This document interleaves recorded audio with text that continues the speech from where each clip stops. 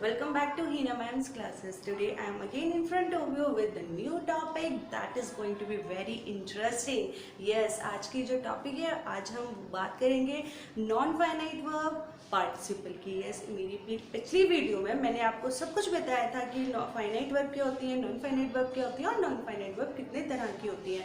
तो आज की वीडियो में जो मैं आपको बताने वाली हूँ वो सब बताने वाली हूँ पार्टिसिपल के बारे में. जी हाँ, पार्टिसिपल भी एक नॉन फाइनाइट वर्ब है और वो कितने तरह के होते हैं. देखिए, पहले हम समझ लेते हैं कि पार्टिसिपल होता क्या है. Participles are the verb which perform the function of an adjective in a sentence. एक सेंटेंस में जो पार्टिसिपल है वो एक एडजेक्टिव का काम करता है. ठीक है, अब पार्टिसिपल जो है वो कितने तरह के होते हैं. देखिए, पार्टिसिपल होते हैं 3 टाइप्स के. ठीक, first is present participle, second is past participle and third is perfect. Today I will try to give my best in front of you about these topics about the participle that are of 3 types. Okay, so चलिए देखते हैं कि तीनों participle अलग अलग किस तरीके से काम करते हैं और हम इनको कैसे पहचान सकते हैं कि कौन सा पार्टिसिपल क्या है. ठीक है, let's start. So guys, let's see on board as I'm writing here lots of things. Non-finite verbs, participles. That first if we are talking about first is present participle, and present participle also use in sentences like 3 types. Okay, first is the form of verb plus ing. ठीक है, जहाँ भी verb में, ठीक है, ये क्या करता है कि modify करता है subject को. ठीक, अगर सब्जेक्ट है और सब्जेक्ट को मॉडिफाई अगर कोई वर्ब में आईएनजी लग के कर रहा है तो हम वहाँ पे जान लेंगे कि वो क्या है, वो है प्रेजेंट पार्टिसिपल. जैसे मैं आपको समझाती हूँ. The waiting passengers are jumped on the train as soon as it arrived. Okay, तो यहाँ पे क्या लिखा है?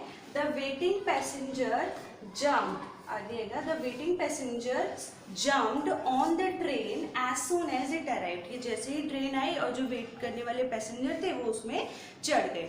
तो यहाँ पे क्या हुआ कि ये जो पैसेंजर है, ठीक है, यहाँ जो पैसेंजर्स है, पैसेंजर्स को मॉडिफाई कौन कर रहा है? मॉडिफाई कर रहा है वेटिंग.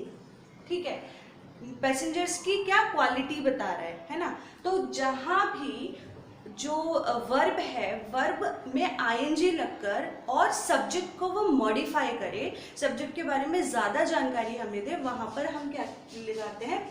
प्रेजेंट पार्टिसिपल का यूज करते हैं. तो अगर यहाँ पे वेटिंग लिखा है और उसके बाद कोई सब्जेक्ट है, यहाँ पे कोई और सब्जेक्ट लिखा है जैसे कि ड्राइविंग बोर्ड इज ब्रोकन, है ना, तो यहाँ पे क्या है कि जो बोर्ड है उसकी क्वालिटी बताइए कि वो ड्राइविंग है.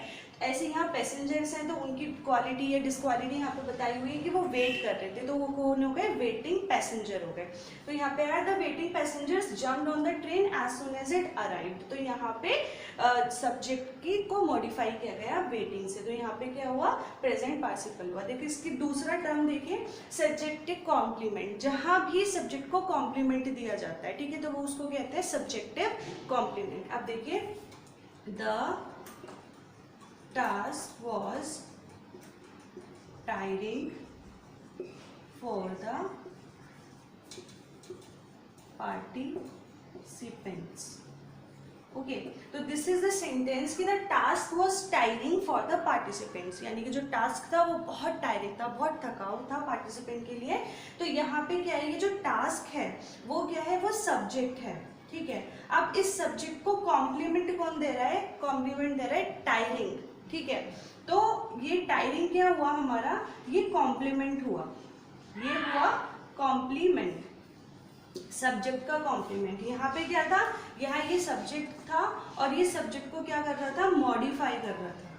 ठीक है, यहाँ ये सब्जेक्ट को मॉडिफाई कर रहा था, तो हम यहाँ भी प्रेजेंट पार्टिसिपल आएगा बट अलग फॉर्म में आएगा. यहाँ पे क्या है कि ये टास्क सब्जेक्ट है और सब्जेक्ट को कॉम्प्लीमेंट कौन दे रहा है? टायरिंग दे रहा है. ठीक है, तो यहाँ पे सब्जेक्टिव कॉम्प्लीमेंट आएगा. दूसरे तरह से समझ लिया. अब तीसरे तरह से समझिए, in continuous sentence as usual in any kind of continuous sentences like present, past and future, इन सभी में क्या आता है? इन सभी में आता है हमारा पार्टिसिपल्स, जैसे कि वर्ब में आईएनजी कंटिन्यूअस में एज यूजुअल होता ही है, जैसे कि I am writing a letter, he she was washing utensils, है ना, she will be going to the hospital.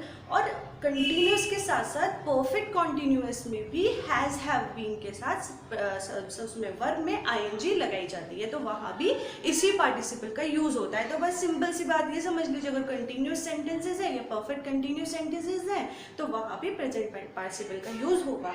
देखिए अब जैसे फर्स्ट सेंटेंस में लिखूं, he is doing his work, ठीक है, तो यहाँ पे क्या है, यहाँ इज आ गया, ठीक, ही इज। अब इसके साथ यहाँ पे डूइंग फॉर्म आ रही है और हिज वर्क आ रहा है, तो हमें पता चल गया कि ये प्रेजेंट कॉन्टिन्यूअस का सेंटेंस है। ऐसे पास्ट कॉन्टिन्यूअस में भी वर्ब्स के साथ आईएनजी लगाई जाती है। तो यहाँ देखिए आप, मैंने आपको समझाया कि प्रेजेंट पार्टिसिपल में 3 तरह से फॉर्म्स काम करती हैं। एक करती हैं form of verb plus ING, जो कि वो सब्जेक्ट को मॉडिफाई करता है। दूसरा सब्जेक्टिव कॉम्प्लीमेंट, जहाँ वो किसी भी सब्जेक्ट को कॉम्प्लीमेंट दे रहा है। और थर्ड इज कंटिन्यूअस सेंटेंसेस। तो आपके किसी भी कॉम्पिटेटिव एग्जाम्स में अगर ये क्वेश्चन आ जाए कि यहाँ से प्रेजेंट पार्टिसिपल निकालिए, तो आप आराम से इन सारी चीज़ों को फॉलो करके निकाल सकते हैं। तो आपको पसंद आई होगी आज की वीडियो, आई होप। अब चलते हैं कि पास्ट पार्टिसिपल और परफेक्ट पार्टिसिपल कैसे, past participle and perfect participle.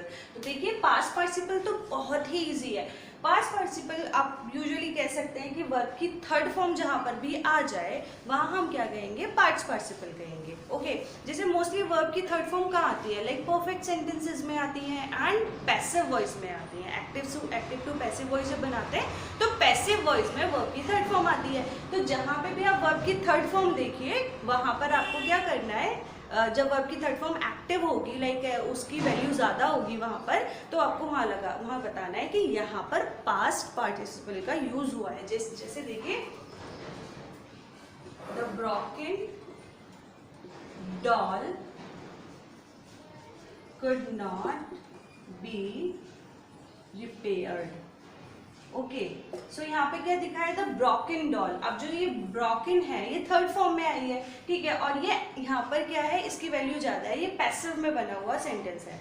तो यहाँ क्या लिखा है, the broken doll could not be repaired. अब यहाँ पे वर्ब की थर्ड फॉर्म है, it is in passive voice, तो you have to say that कि this is past participle. Okay, after that ये देखिए परफेक्ट पार्टिसिपल क्या है। परफेक्ट पार्टिसिपल का रूल होता है कि वहां पर हैविंग या फिर हैविंग बीन लगा होता है और वर्ब की थर्ड फॉर्म होती है। वर्ब की थर्ड फॉर्म में सिंपली कह सकते हैं, ये इसको पास्ट पार्टिसिपल भी कहते हैं, ठीक है, वर्ब की थर्ड फॉर्म को ही पास्ट पार्टिसिपल कहा जाता है।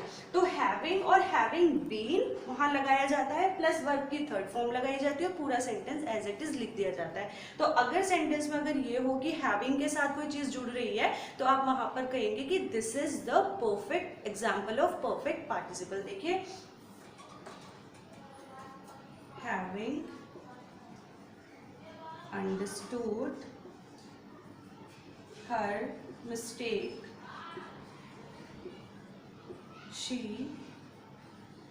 Agreed to apologize.